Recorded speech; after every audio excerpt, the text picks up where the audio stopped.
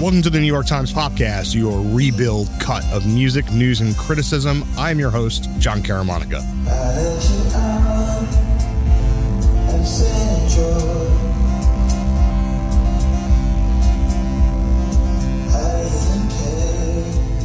That sounds sort of familiar, right? Like familiar, maybe not exactly familiar. You kind of know what it is. You're not exactly sure what it is. It's Frank Ocean, White Ferrari, Ryan's version, informally titled. That is the version of White Ferrari that Frank Ocean played at Coachella 6 weeks ago. Feels like 9 lifetimes ago. Fans caught it on their cameras, on videos, on their live streams. People were very excited that he performed that song in different version. Part of the resonance with Frank and Coachella, as he said on stage, was that he used to go with his younger brother. His younger brother has since passed away. So people thought it was very moving and meaningful that he chose to perform this version of that song. It is the Mailbag episode of Popcast. The first question is about Frank Ocean. So we're going to get to that in a second. But first, let's say who's here. Jon Pareles is here. Hi there. Lindsay Zoladz is here. I'm here. Joe Coscarelli is here. Happy early summer, guys. Yes, that's true. Caryn will be here. We're going to get her. She's going to show up at some point. Her ankle hurts. Yes, real talk. Sore ankle. Her vocal cords are strained. It's a big summer for physical ailments in the touring ecosystem. As you probably know, Frank played the first weekend of Coachella and then pled lame ankle for not showing up to the second weekend of Coachella. People had very mixed feelings about the set. I am of the mindset that that is a Frank Ocean live performance and that's what you are signing up for. That is the thing. But let's start with the first question, which comes from David Cohen. Would love to unpack Frank Ocean's Coachella set a little bit. Obviously, it was, to put it charitably, a bit messy, but wasn't an outright failure or the blend of chaos with fleeting moments of beauty we should come to expect from Frank. Will this moment be harmful for his career? And furthermore, does Frank need to be considered a viable live performer in order to continue being part of the larger pop conversation as we move further away from the 2010s? Been thinking about this, especially recently following the great J. Paul Popcast. So I'd be curious to hear everybody's thoughts on the Frank Ocean set. There is also floating around the internet something called the Rebuild Cut by a video editor named Brian Kinnis, which basically recreates the set in full, sort of.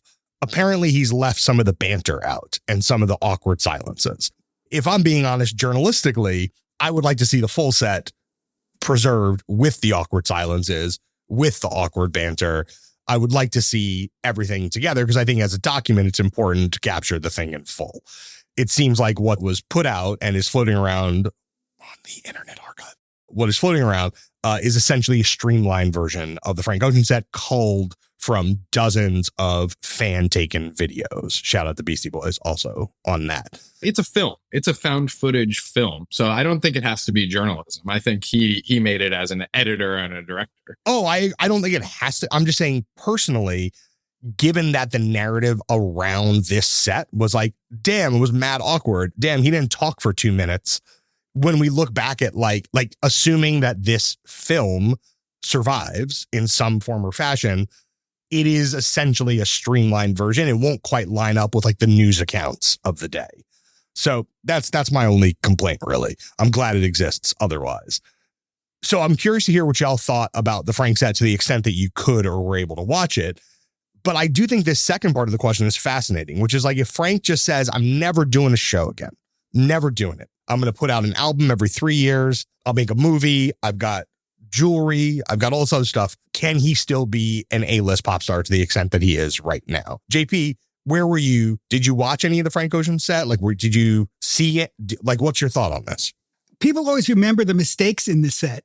People do not remember as much the perfectly choreographed, I've done this in 50 cities moment of the set. They remember the moment when they forgot the words, when they bumped into one of the dancers. I think the chaos of the set actually was a memory hook in a way. I don't know if I'd want to be standing in the desert waiting through 2 minutes of silence, but it made a lot of people interested. In a way, how the attention economy functions these days is having kind of like a glitchy, imperfect, like fan vexing set at a live show like this somehow better than just like a perfect set. Like, we're talking about the Frank Ocean set now, 6 weeks later. I'm not saying I haven't seen the Beyonce tour, but I'm sure the Beyonce tour is like pretty dialed in. I bet Beyonce is doing Beyonce. It's great. Are people talking about the specifics of the Beyonce set right now? I was going to say, Beyonce caught a little bit of heat early on in those first couple dates. Because of the dancing thing? Yeah, so that's, Beyonce's having her own version of this. And I think we'll have to see if the kinks are worked out by the time she gets to North America. But maybe we'll tackle that on the next Mailbag. But we're also still kind of talking about Beyonce at Coachella, like however many years ago that was too. Right, like, and there were no glitches. No, for its sheer perfection of performance and zero glitches. I agree with what JP was saying, but I think at the same time, this felt like the first time, at least in Frank Ocean's fandom, that like the onus was on the fans a little bit, and that was maybe what made it seem a little more unsettling. Like these fans that had waited 7-8 years to see him live and came to Coachella and were left wanting a little bit. I think, John, too, like when you brought up, does he just put out a record every 3 years? He hasn't. Like the time between, I'm like quibble, 8 years you're if quibble. we're lucky. This is a quibble, minor quibble. But I think that, and look, I love Frank. Like Blonde is still like one of the top albums of the last decade for me, but I think he's been given a lot of benefit of the doubt, like in the wake of Blonde in particular. And that's a really long time. And I think this was the first moment where I saw that crumbling a little bit.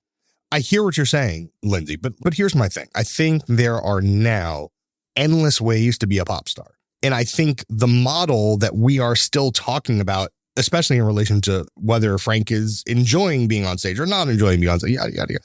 Like it's an 80s model. It's a 90s model. And I'm not saying necessarily even that he is waking up one morning and being like, I'm coming here with a sledgehammer and I'm breaking the mold and I'm doing.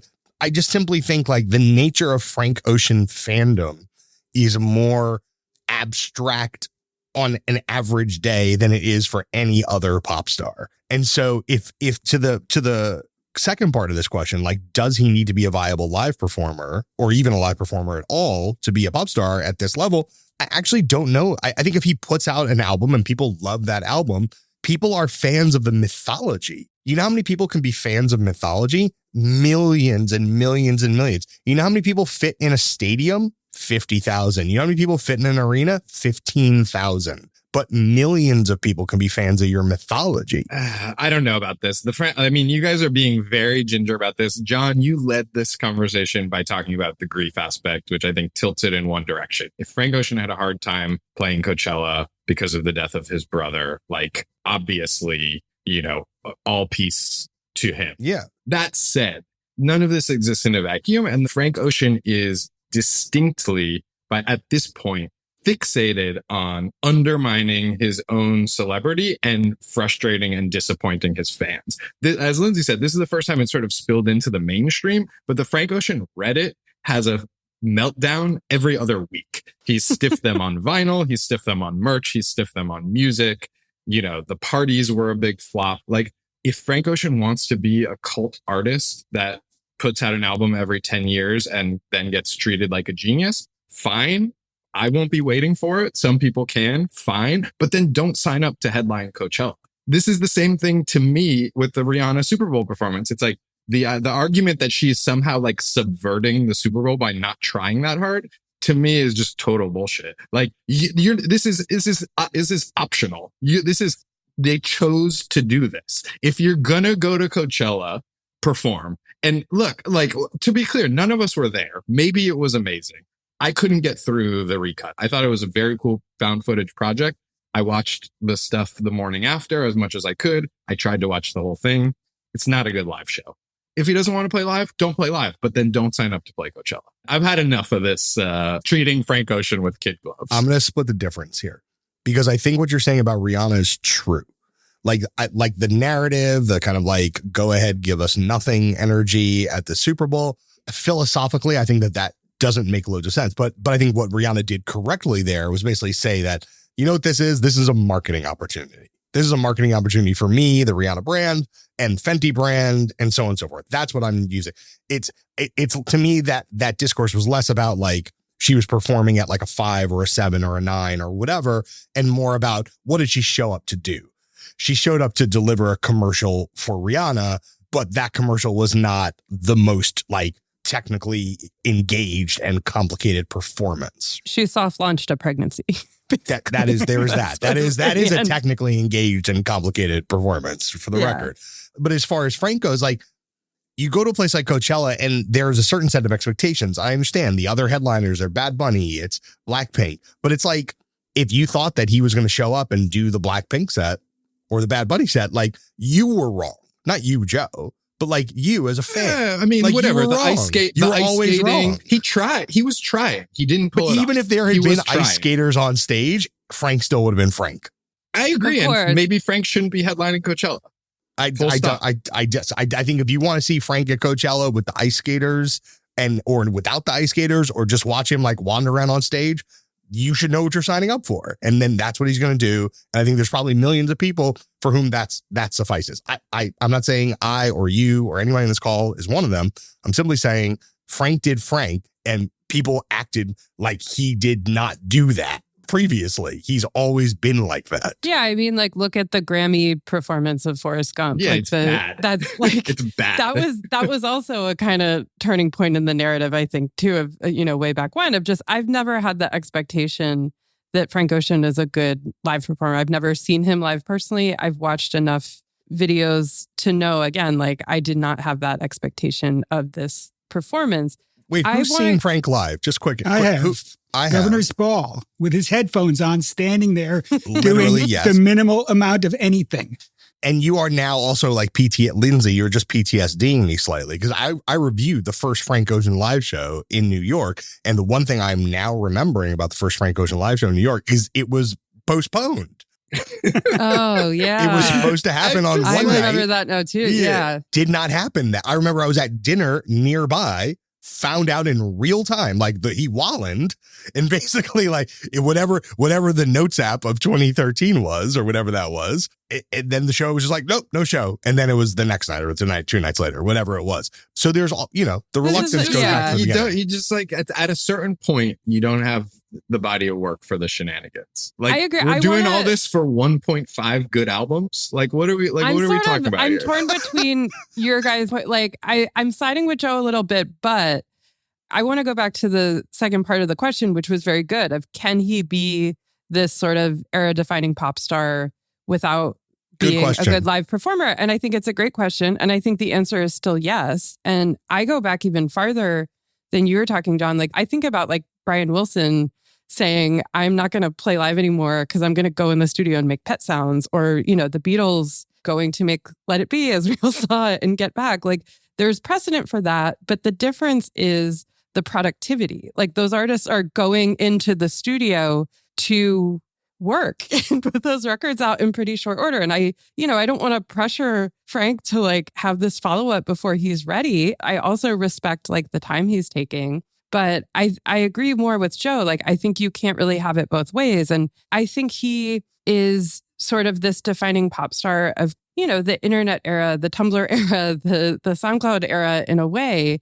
But it's happening simultaneously of like the rise of like festival culture, which feels like overlaid on top of what he's doing. And particularly the live stream culture of Coachella now, that Coachella has, I think, become, for better or worse, beyond just the event that's happening in California. It's a live stream. And think about the disappointment when it was revealed that Frank's performance, or J. Paul's for that matter, wasn't going to be live streamed. There is this expectation now that Coachella has become this weird, like, global internet event. And again, I don't really know how I feel about that. I don't love watching live stream concerts, and I don't think it's the same thing. But I think in a strange way, like, that has caught up with where he's at, and it's a little bit harder. It's in some ways so synergistic that he and J. Paul were playing the same Coachella, and to, slightly different effects, but I think somewhat similar results. JP, can I tap you in on the bigger question? In this moment, can Frank Ocean be an A-list pop star if all he does is one sort of botched, fumbled live event every 3 to 5 years. I don't know how he supports himself, actually. Well, that's, if anybody knows who Frank Ocean's investment advisor is, I'd love to know who that person is. Yeah, that's true. Or could someone if anybody would like to guarantee me a 12% annual return on my investments, I'd love to meet that person. But I think he's a cult star. I think Joe's right. I don't think he's a, world-beating top 10 heard on the radio. I think he's someone who demands an investment of loyalty. And I think the people who stood all day in the desert to see him are probably pretty peeved. And that loyalty is very strained. And it goes back to the staircase. Like, if you want to be the guy who's building the staircase for 4 or 5 days, however long that went on, then build the staircase. Fine. Okay. More power to you. But you don't get to be both, unless I'm just like, show if you show up. People like show up. We're going to move on from Frank Ocean. I just very simply want to say that we may be in a cultural and technological moment where millions of people will want to watch you build the staircase and potentially watch you fail to build the staircase and still be your fan. That is a peculiar thing that I do not think would have happened 20 or even 10 years ago. It's particular to the cultural moment. I don't think that Frank Ocean's fame is in danger based on what happened because of that. But that's it. No more Frank. Let's play Dawns by Zach Bryan featuring Maggie Rogers. And by the time he wakes, I'll be halfway to my best friend's home. It just dawned on me, life is as fleeting as the passing dawn. And I should have told him twice, I believe in something bigger. This is from Gabriel Spadaccini, a longtime Popcast listener, who sent 2 questions. The first question, Gabe, just want you to know that was like so detailed and good that we have to like table it for a later thing, but we'll get to it at some point. Here's the second question, and it's a little bit barbed to us. What the fuck is up with your obsession with genre? No one under the age of 25 is wondering what genre an artist falls into. No one is digging through the crates anymore. What does it matter what genre everyone from Lil Yachty to Zach Bryan is? I'm genuinely curious. What is your fixation with that? Can I recommend a book? That book is like, yes, you can, but also that book is all of a sudden complete. I'm not convinced this is wrong, but yes, you can read Kay's book. Yeah, I mean, Califasana's book, Major Labels, is about genre and why he thinks it is necessary. And I think he makes a very good argument. But that book is all about what happened back then. Now, JP, there's a question. Can we do our jobs? Can you do your job that you have done for decades without referring to genre? Like, can we take the Spadaccini challenge and do it without referring to genre?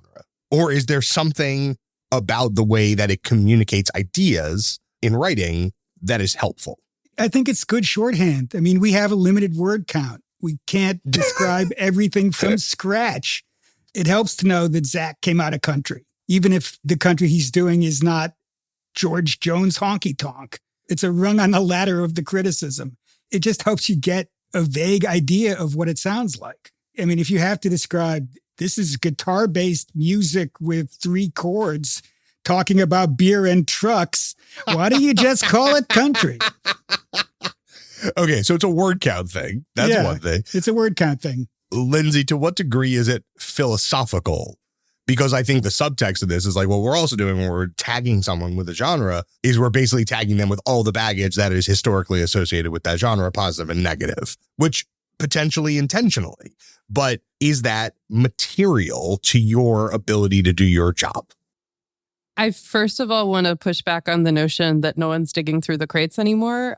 Please subscribe to The Amplifier, my newsletter, where I have a feature called My Record Haul. You'll see that I often and specifically flipping through the country music section at used record stores. But can I just say fairly, all fair play.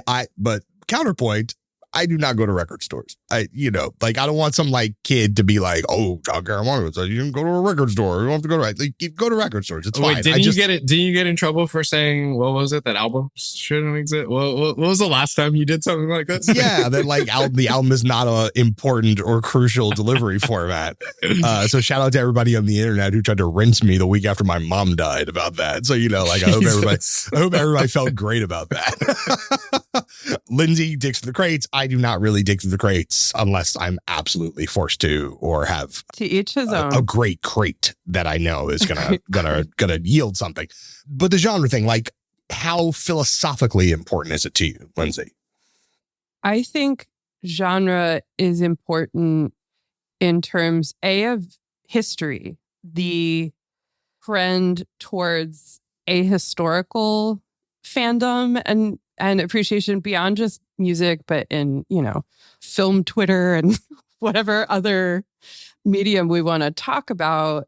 It's still as important as ever to know your history, to know the ways in which your favorite contemporary artists are riffing on that, are subverting it, are doing something different, and why it's like appealing in that particular moment. So I'm always still learning about that, I think. And it's really exciting and interesting to learn about. And so I think genre is most interesting, like I said, in the ways in which it's subverted, like not the ways that it is stuck to and considered this like immovable formula.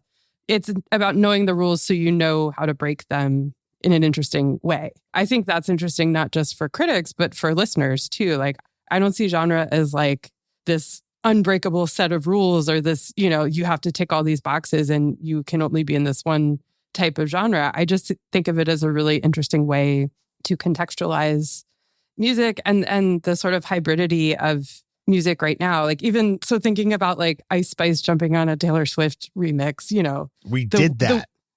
Yeah. But like, that's the reason that's guys. The reason it's interesting and the reason that it brings up all of the things it does is essentially a reason of genre and of subversion of genre and of the way Taylor Swift's relationship to genre has evolved, the way Ice Spice's relationship to genre and the mainstream is evolving in real time in front of us. Like, I think it's something you can't divorce from any type of art form, but music specifically. The history thing is so right. Yeah, it's context. Like, what we do, we are not trying to put people in boxes. We are pro the destruction, I think, of genre dogma. We love that. Yeah. But it still helps to be able to build a lineage, because all pop music is commenting on what came before it, whether it's on purpose or not. I think it's been an interesting conversation recently around indie sleaze, right? This term that's like totally made up and retrofitted back. And I actually like the push and pull of the conversation where everyone's like, nobody was calling it indie sleaze at the time. And then someone else is like, I saw a tweet this week that was like, yeah, I don't think the Stooges were sitting around saying like, this is so proto-punk of us either. It's like, it's fun. Like, humans organize and classify things by nature. And I think the increasing fluidity of genre is really important and special, but we can only comment on that if we have these original building blocks in the first place. 3 beautiful answers, 3 different frameworks of answers, all correct, all special. Can I offer a 4th that is far more cynical than all of what we have just been talking about for the last 5 minutes? This question, the presupposition of this question is that the people on this call are obsessed with it, but nobody else is. And I call BS on that. And I'm not saying that listeners, fans, people on Spotify looking for records are thinking about it, because obviously it's not organized that way unless you're like dealing with playlisting and so on and so forth. Artists, the people who are always like, don't put me in a box.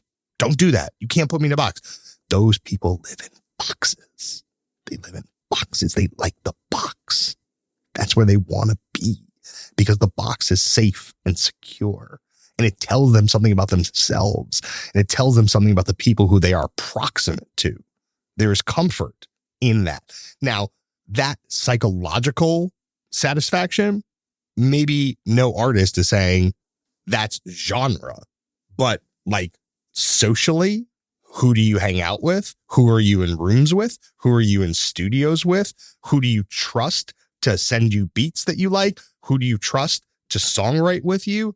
All of that is a proxy for genre.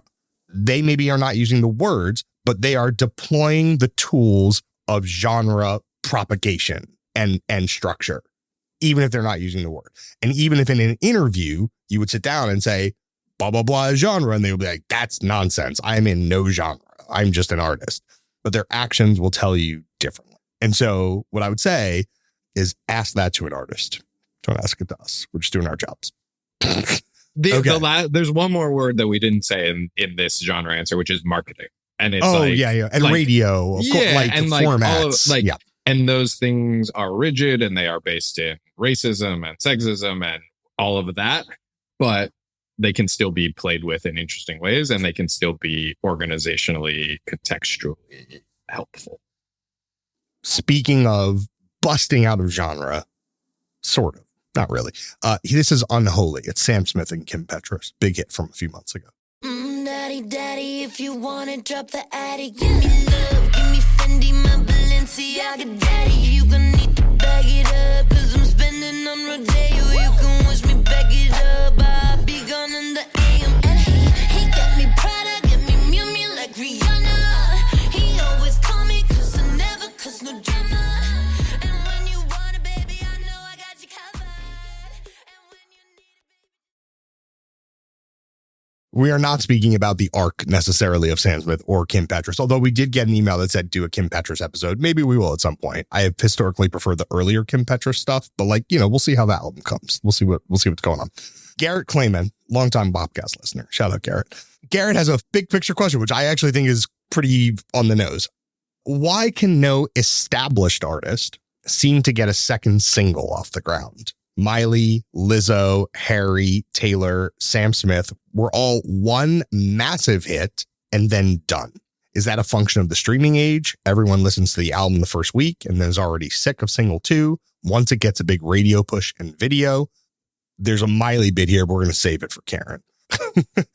So I think that's an interesting thing. This seems to be, if I had to guess, a function of two things. One, the nature of album rollout now.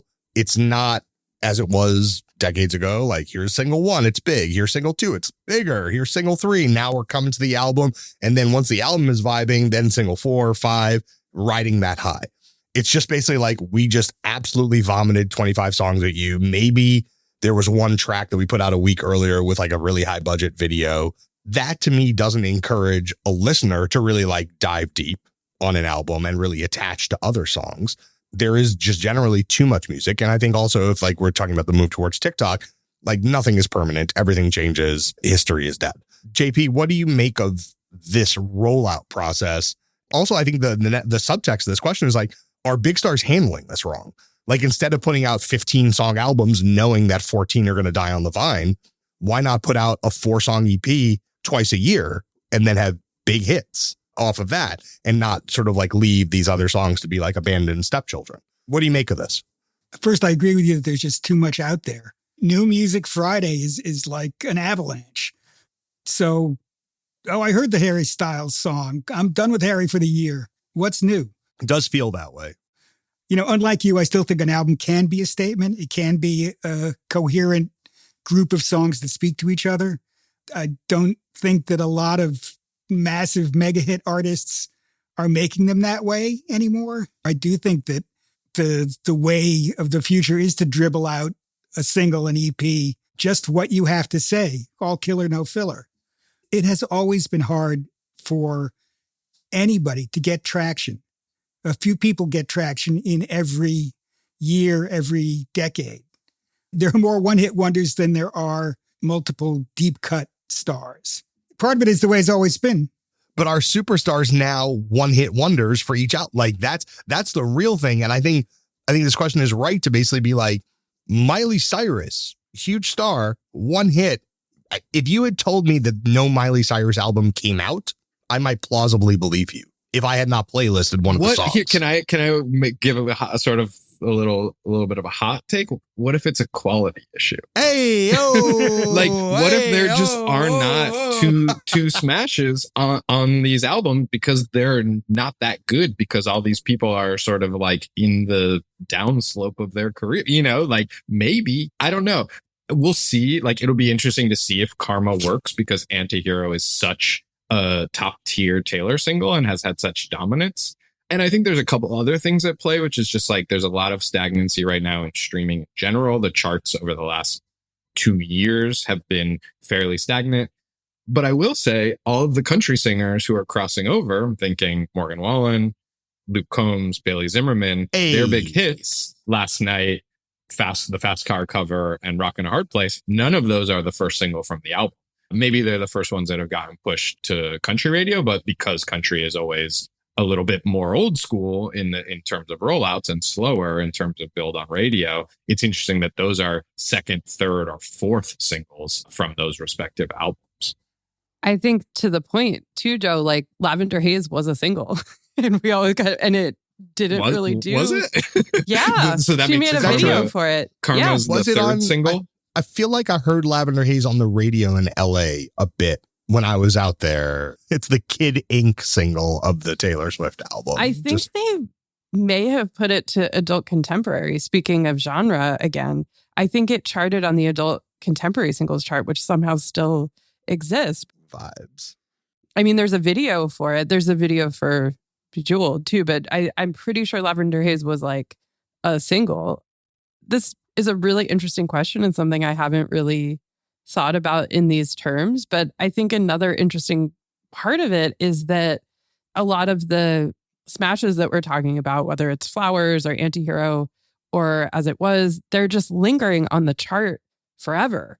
In some sense, they're blocking the next single, like the hegemony of the big single from an album sometimes like blocks the next one out of the top 10. I think the big exception to this rule of last year was Cuff It, which was the second Beyonce single and a much more sort of traditional radio hit than Break My Soul was. It's a more traditional song in a lot of ways too. There was something almost surprising about the success of that song because we are so used to this model right now of kind of the one smash and then maybe the release of the album like pushes it to number one if it's been lingering in the top 5, and that almost the album being this momentum vehicle for the song to rise up the charts a little bit. But yeah, I think that's another part of it of just like, how could Harry Styles like get another song to the worldwide level of smash hit that As It Was became when, you know, I don't know how many weeks that was in the top 10 or even at number 1. If you look at like The Weeknd with Blinding Lights too, there's something about the way that, yes, we have more choice than ever, but that's almost inducing this kind of paralysis where it's like, whatever the biggest song in the world is. I think that's what we see happening with Flowers recently. And I agree that the rest of that Miley album is quite forgettable. But how could anything top that? Yeah, I think one in the hand is worth two in the bush. It's like, it's not worth telling your radio and streaming partners, let's move to plan B when plan A is still working. Yeah, don't split the vote. Wow. Also, one other thing that builds on, I think, what both you, Joe and Lindsay, are saying is that I don't think it's also simply that like an album is one great song, quote unquote, and 10 not great songs. I think it's one expensive song and a bunch of songs that were not devoted as much time or energy or resources to. And I find that like at the most cynical level, when I have conversations with people at a label, and this dates back for decades, this is not a 2023 problem. People will be like, yeah, so-and-so submitted an album or they have a bunch of songs. They're good, but we don't have the single, which is like a classic record label A&R asshole thing to say. It's like, cool. Love these songs. Love your art, bro, sis. Love your art. You don't have a single. I think a lot of these albums are basically a lot of cool songs and then a song that everybody in the office was like, okay, let's engineer this correctly. Let's mix it right. Let's hire the guy who does the specific mixing because he knows the number of megahertz that plays the best on a car radio, blah, blah, blah. I think there's a lot of energy and resources pointed at one song. And then if something else happens to hit, great. But I think some of this is a resource allocation thing up front. Speaking of songs that are drawing unusual allocations of resources, or at least mind share, let's listen to a little bit of a little ditty called Heart on My Sleeve by some people that you might be familiar with, sort of.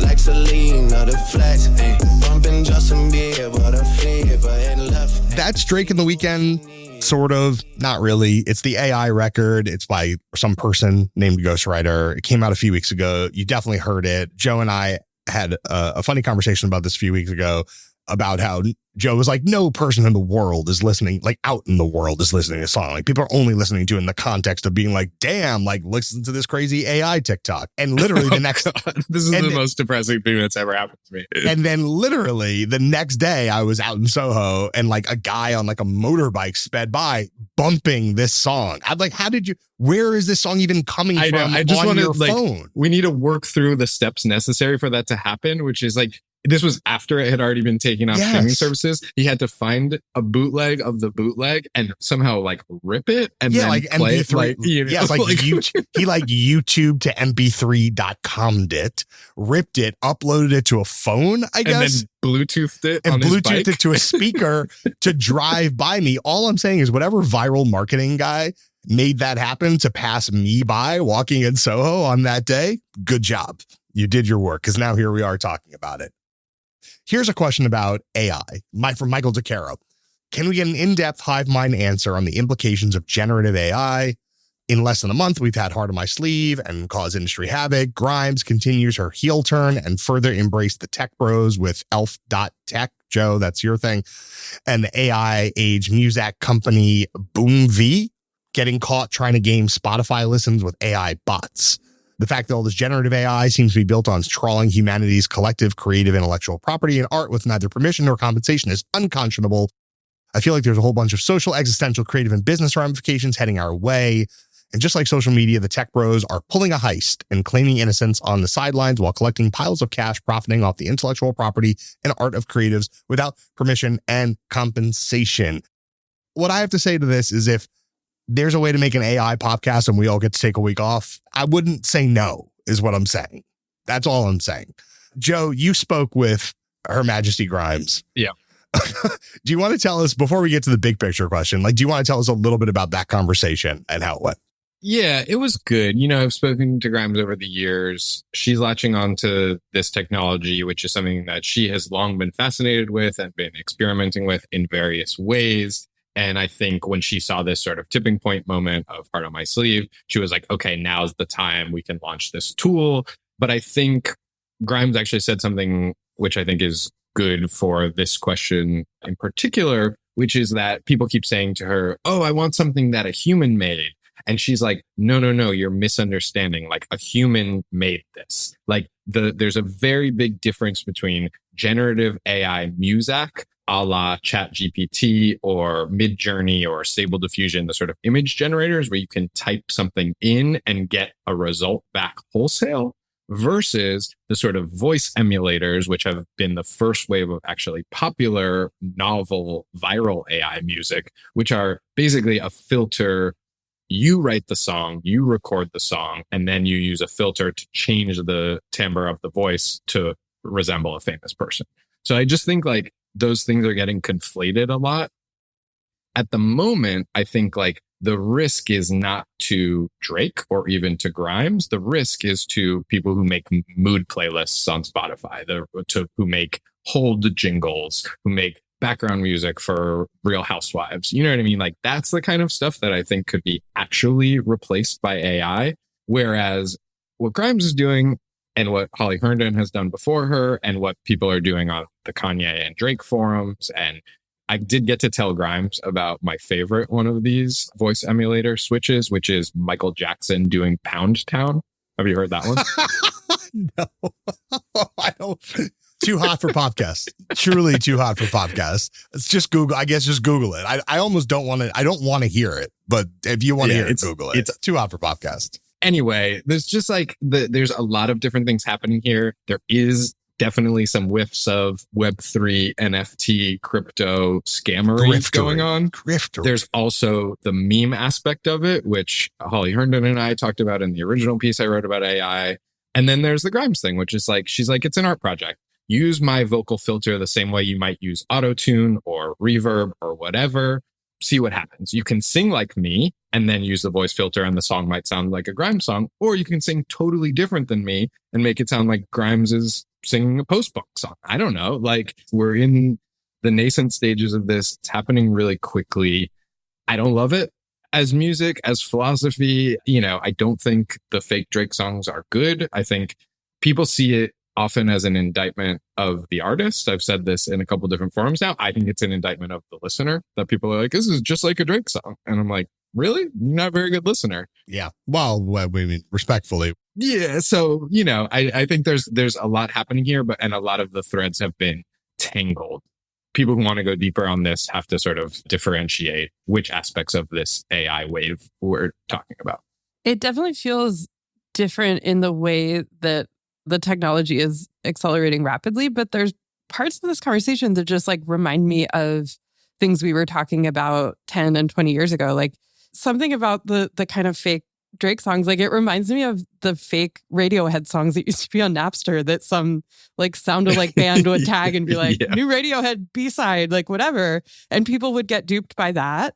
And then, you know, there would be this confusion. But in the Napster case, then things got regulated more tightly when the money started flowing into streaming. And I maybe naively think that's what's going to happen here before things get too out of hand. It also, a lot of the Grimes stuff, and I know she's someone really immersed in this particular culture, but reminds me of like Japanese Vocaloid software and like Hatsune Miku that has been going on in J-pop and all sorts of online spaces for at least a decade now. So there's parts of this that feel new and a little scary, but and that's what's getting the most attention. But I think it's also like this happens every cycle of like new technology even beyond the internet. And then things kind of even out with time. And again, maybe this is naive. Like maybe this is the one that's going to be different. Two questions that were touched upon in the mailbag question that neither of us have mentioned are the question of compensation for artists whose work is being used to train these AI softwares, which the major labels are on it. Let me say that. Like, they're not going to miss out on a payday. And they're not against this. They're against not being paid for this. You know what I mean? And then the secondary question is artist consent in terms of using their voice, whatever it is. And I think whoever, you know, Grimes is doing it, Holly Herndon has done it, whoever the first big artist or artist state that says, sure, here's a Michael Jackson pack, make all the Michael Jackson songs you want. Or here's a bunch of AI music with new top lines written by some Swedish guy, and then we put it in Michael Jackson's voice, and now there's a new Michael Jackson. Like, you know, there's a lot of possibilities there, but I think consent is a big open question. But also to devil's advocate that a little bit too, didn't we think 10 years ago that was going to happen with holograms of dead people? Like the ODB hologram was going to be the new normal, and then it really just became Kanye like buying a Robert Kardashian hologram creepily for Kim that one time. Like there's a lot of things that just don't happen technologically in the way that we think they're going to. And again, maybe I'm being incredibly naive about this, but I'm not terribly worried yet. JP, does this sort of frenzy, like, is it a historical moment? Is it in a part of a continuum? Like when you listen to these songs or you see people making these complaints, what does it bring up for you in the long view? Well, like the question was also about generative AI, which is stuff without humans in it. That's going to put a lot of meat and potatoes composers out of work. As these things get more sophisticated and as the tools learn more, it's going to automate the job. The jobs won't be there. And I think that's horrible for musicians, basically. You have to start somewhere. If your starting point is telling the machine, you know, give me something in 7/8 time that's in G flat minor, you're shortcutting the 10,000 hours you used to need to become a musician. But this is an old question. That's what I'm saying. This came up with drum machines and synthesizers. Yeah, exactly. And Probably when the piano was invented, somebody said, oh, it's not a church organ. Yeah. Where's the literature on that? Where's the guy? Where's that person? Like, I could get that person on Popcast. Like, whoever was around when the piano, and the guy was like, nah. It's too technologically advanced. No, dead that. No piano. I don't play piano. No, that guy. If someone can find me like the literature from like 18 whatever, I'd like to read that literature. We'll get a hologram of him. I'm just gonna devil's advocating this whole thing, which is just like, it's gonna happen anyway. The tools are widely available. They offer layers and approaches to creativity that were not previously available. Truly creative people will find ways to make meaningful creative work using these new tools. And the people who are going to be left by the wayside, regrettably, are probably not the people who are the most inventive or the people who are innovators. They are people who are accepting the status quo. And to the original question about like the different kinds of AI, like one's human, blah, blah, blah. Okay, here's like, I don't know if I totally agree with this, but as a thought exercise, some human made the algorithm. Some human made the program that you are going to say, give me a mournful string section. So that music is to some degree authored by a human. Is it authored by a human scraping the history of recorded music to learn what it means to build a mournful string section? Yes, probably. Is that any different or radically different from people just sampling liberally and not knowing? People, I think of people saying about rap producers, they don't play instruments, they just sample. Are we going to still have that conversation in 2023 and say that that's not a musical gesture? Of course it's a musical gesture. So why can this thing not also be considered a musical gesture? Not arguing with you. Great. It's a tool to use. What we really have to look forward to, though, is the AI that games the algorithm to make music for other AIs to plug into Spotify and take to the top of the streaming charts with no human intervention at all. The AI is just talking to each other. That's a scary thought. And then the AI podcast about the AI music. It's going to be phenomenal. It's just us saying genre all the time. Right, We're just talking about genre, country, rap. I have about 3 or 4 questions about the sudden rise in regional Mexican music, corridos tumbados, música mexicana, etc. We are in an absolutely, I would say, historically unprecedented moment where music that is coming from these worlds, Peso, Pluma, Grupo Frontera, etc., is all of a sudden, they're Spotify hits, they're huge hits. They're top 5. They're and now they're increasingly Billboard hits.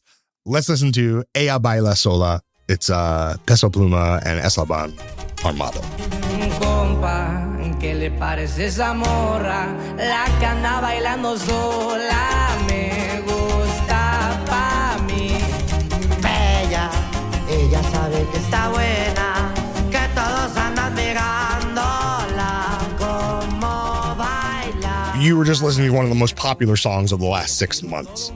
And I remember when I started here reviewing concerts in 2008, anytime like a regional Mexican act came to the area, really going out of my way to try to cover that, like covered like Los Tigres shows, Intocable. There was like a During Gayse show I covered of some kind at the Hammerstein Ballroom. It was so infrequent. Maybe we're talking once a year, twice a year. Obviously, those touring formats are maybe not well suited to the Northeast, where the Mexican population was not as substantive as it is in the West Coast and the Southwest. But by any metric, it is shocking. One thing that I'm struck by in this current wave, if you think of the year-end piece that I wrote 2 or 3 years ago about kind of like everything is Drake now, right? Like reggaeton is basically Drake music. Country is basically Drake music. Like K-pop is basically Drake music. This recent like Mexican explosion is maybe like the first thing that's happened that's not exactly that. And I'm not saying that there's not like a combination of singing and rapping, because there is kind of a combination of singing and rapping, but the formalism of the core music at the bottom of it still kind of holds. There's not as much, maybe it's because it's band music. It's like instrument music, and those structures in those scenes are like so just like accepted and like it's hard to innovate on. I think what you're seeing is like an innovation in subject matter and innovation in like the kind of like toughness of some of the lyrics. Although obviously there's like a long history of narco corridos. It's like, it's not like we're not totally flying in a contextless place right now.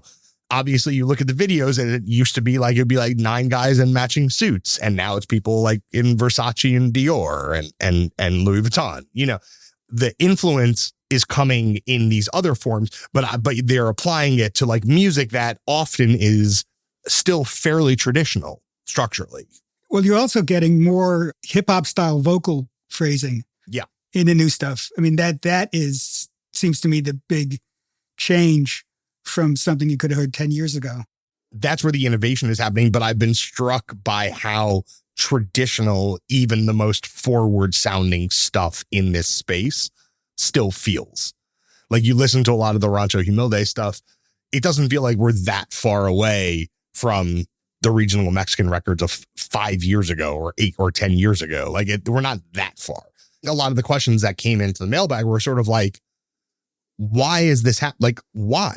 Well, who's the biggest artist on streaming? Like even in the English speaking world right now, it's Bad Bunny. Yeah, sure. So I don't know like how the algorithm like works, if it's going to serve you up more Spanish language music. If you've listened to some of the Bad Bunny singles, like maybe it does. And maybe there is kind of a slippage there. Even though they're coming from 2 totally different traditions. Yeah, I don't really know, but I think it can't be overstated how much he's sort of breaking down that language barrier. So Bad Bunny, a very early adopter of a lot of styles. The most recent Bad Bunny single, probably going to be the biggest Jersey club record, like on a pop chart. So Bad Bunny was very early with this. He did a record with Nathaniel Cano 2 or 3 years ago, maybe more, maybe 3 or 4 years ago. Maybe this is a good time to listen to that. JP, LZ, I appreciate you. Caryn is going to show up for a glamorous finale question, but I appreciate y'all showing up today. This is Soy El Diablo, the remix. This is Bad Bunny on a Nata song. Perdona mis jefecitos por ser un dolor de muelas. Dímelo, Natanael. Bad Bunny, baby. Para mi gente linda de México, Puerto Rico, Latinoamérica. Eso es para toda mi raza. América es nuestra casa. Aunque ponga más alto el muro, como quiera se traspasa, pero a mi familia no. Okay, first of all, thank you to Joe and Lindsay and JP for handling the bulk of the questions. But there's one question. There's actually 2, but like Caryn's on tight time today. So Caryn has arrived. Bienvenue. Hi, John. Caryn, a lot of people want to hear you talk about Miley. Oh, really? Let me silence my notifications. Things started dinging when you said that. Hang we on. don't have to tackle that. We can save that for the next mailbag. Okay. But there is a question that it is not addressed to you, but when I read it, all I could think is the only person who really can answer this question is Caryn out of all of us. I'm touched. This is from Julia Arancio. And Julia says, I was wondering if you guys face a lot of pressure to DJ when you're at a social event. If you're at a party or hanging out with friends, do people expect you to put on a great playlist just because of your work? When you're on aux, what are your go-to songs? Do you have any crowd pleasers / general advice how to create a killer Spotify queue? I know, because I know you, that you have been tapped by some people in our friend circle to DJ their parties or birthday events, bas mitzvahs, quinceañeras. I don't know. I know you're out there. No, maybe nobody wants to hear me DJ. I don't know. Maybe nobody asked me. Maybe they think I'm always booked. I don't know. It doesn't happen. But I know that you are doing this. And so I think for the end of this mailbag episode, I think you should talk through what it's like to be at a CG DJ set. I feel like I love that your assumption is that you're always booked. And that's the reason why people aren't asking. First of all, anybody who knows me knows I am booked and blessed. So real talk. I know.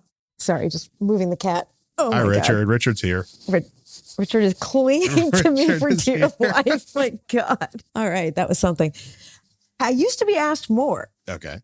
That's an advertisement, just for clarity's sake. If you're listening, that's her saying she would like to be asked.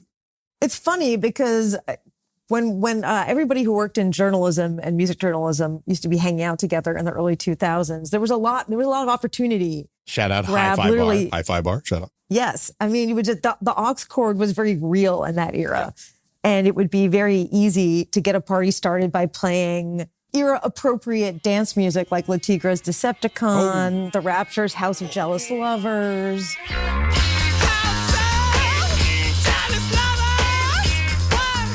Are you not happy with these songs? No, I'm just like you're touching it's like you like a secret spot. Like it's like I know that place. I've been there. Yes, that stuff is good. So now when I make my year-end lists, and I was mentally thinking about your year-end singles list when I was sort of gently ribbing you. Yes. Because I like to sequence my year-end songs list sort of like a party playlist. And I know your year-end songs list is always a lot of rap music that like I didn't even know you were listening to all year long. Yeah. And I'm sure some crowds would be thrilled to hear it, but I'm talking about a very general audience. Wow. Drag me and my audience. It's not a drag. It's just an observation. I've edited these for 8 years now. And I'm always like, what is Jon's list? So several years ago, pre-pandemic, I was asked to DJ somebody's 50th birthday party with all Madonna songs. Oh, right. I remember this. Yeah. And I had loaded up my phone with different eras, like a couple of all upbeats, because I don't feel like anyone wants to hear anything downbeat when you're DJing. No. There's no room for ballads or mid tempos. You got to keep it high. And I downloaded one of those DJ apps where you can make sure that they're the same tempo. You know, it's not really beat matching them, but just make sure they're in the same ballpark and kind of blend them into each other. And I did this for like 3 hours of Madonna songs without repeats. And did it go off? Very successful. Very successful. I was asked to come and do somebody's wedding in Canada off of the strength of that set, but then the pandemic came and I never went, although I would do it. And let me ask, like you pre-sequenced that or you were sequencing on the fly? I was going on the fly based on mood, based on vibe, but I had all the songs loaded in. So I had a cache of songs that I was coming from. But in terms of just like general stuff, it's how personal do we want this to be, Jon? Very personal. That's why I have you. That's why I waited for this. Very personal. When I was in middle school, I had my CD wallet thing, Yeah, sure. and I would not go to somebody's house for like, oh, we're all, the whole crew is going to hang out at Alana's house. I would not show up without the entire wallet full of things that I planned to listen to, which at that point was like 98% REM albums. But you had to bring them all. Yeah. We needed Life's Rich Pageant. We needed Murmur. we needed Out of Time. You needed all of them because you just didn't know what kind of mood you were going to be in. So I have been walking around with large amounts of music for the opportunity to play them for people. Yes, for a long time. So this is a fair question. But what was the question? No, the question was essentially what makes, like, are you asked to DJ because of who you are and because of what you do? And what is a CG DJ set? What's the vibe? So I think I'm asked more because of who I am and less because of what I do. Because while people assume I listen to new music all the time and everything, that's not necessarily what they want to hear That is at correct. a function, right? Because you have to mix. I mean, I'm not a professional DJ. I'm sure people listening to this and cringing and typing to their friends cringe. But, obviously it's a mixture of nostalgia and new, Mm-hmm. a mixture of tempos, a mixture of genres, but everything in the same, it's really about vibe reading. It's a real read the room moment. And I'd like to think that that's one of my skills. Can't argue with that. I will say the corollary to this question is often like, you're out somewhere and people will be like, oh, you're a music editor. Like, what should I listen to? Yeah, it's the worst question. Literally terrible. Literally terrible. Never No. do that to me. Because, and the answer, like, first of all, it's not my job to tell you what you listen. I mean, unless you read what I'm writing or what we talk about on the show. But like your particular taste profile, one's particular taste profile is so idiosyncratic. I don't wish to be prescriptive in that specific way. Also, like where I am in my listening journey is almost certainly not going to line up with where you are in your listening journey. But yes. However, if anybody would like to hear me DJ a set that consists of contemporary hip hop, some new regional Mexican music, some reggaeton, some dembo, like some country, some Bailey Zimmerman. Okay, maybe I would be open to that. I'm simply saying maybe I would be open to that, and maybe there should be a Popcast DJ night. That's all I'm simply saying. Just throwing that out there. I was going to say, if we did another live event, we could all take turns doing an hour set at the end, and then we can have some sort of voting. Yes. Of who won the crowd. Sick. Who is favored? Sick. I've been watching Top Chef. They You're do a that. sick They ask the person. crowd. Sick. Do they like it? It's very sick. Thank you, Jon. But I mean, also, it's not unrelated. I think I've said this before, but I have friends who have asked me to help them sequence their albums because I am I believe that this is one of my skills, is putting things in an order that makes sense rhythmically, tempo-wise, narrative-wise, and just like literally just vibe-wise. I often assign stories based on vibe. I'm sorry, anybody who's pitched me and been very disappointed. Perhaps I just didn't feel the vibe that moment. For the right price, Caryn Ganz will make your shit tighter, as a famous rapper once said. That's our show. Thank you to CG. Listen to every podcast ever at nytimes.com/popcast. Email us popcast@nytimes.com. Do the mailbag questions on a rolling basis because a couple of these questions came from a few weeks back. Just keep sending them. I'm always looking at them. Get your t-shirts and your stickers. It's thepopcast.myshopify.com. Get in the Facebook or the Discord, tinyurl.com/popcast Facebook/popcast Discord. Listen to podcasts anywhere you get your audio content. That's Spotify, that's Apple. And right now it is YouTube. And if you look on YouTube, there's maybe a little gift there for you, a little something extra, a little gem. Our producer, as ever, is Pedro Rosado from Head Stepper Media. We will be back next week. Why don't we go out with a Caryn Ganz hit? Caryn, you want Decepticon original or DFA remix? Well, you know what? It's actually very appropriate because La Tigra is returning this very weekend for their first reunion show in Philadelphia. I did not know that. Saturday night. Yes, I was considering driving down. Shout out JD. Shout out Kathleen, the whole gang. So wait, so which one? Original or DFA? Let's go original. Okay, La Tigra, Decepticon. It's a great remix, though. Great remix. Go find that. But original recipe, La Tigra, Decepticon. We'll be back next week.